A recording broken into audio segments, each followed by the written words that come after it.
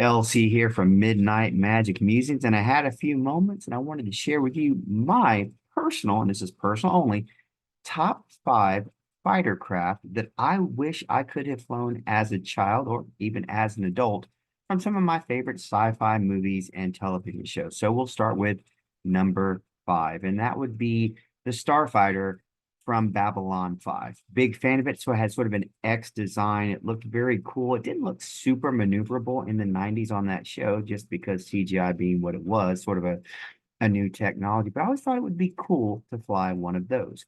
Number four, the Viper, Battlestar Galactica. Always wanted to fly one of those like Apollo and Starbuck and Boomer. You got to understand, when I grew up, it was the original Battlestar Galactica series and Galactica 1980. I know it's forgettable for a lot of folk, but it still has nostalgia in my heart. I always wanted to fly one of those. But again, technology being what it was, it didn't look super maneuverable. But then again, neither did the Cylon cruisers that had, three pilots in those. They always flew in the same direction and kind of sideways. All right, that's number five. That would be Babylon 5. Number four, Battlestar Galactica.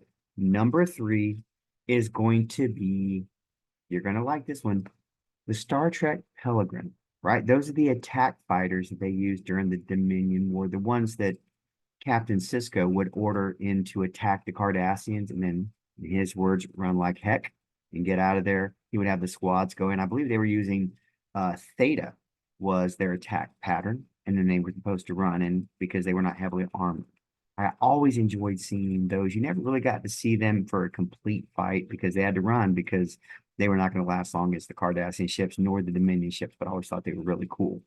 Number two, you got to understand the time which I grew up. I grew up in the early 80s, and that seen the reruns of Buck Rogers in the 24th century.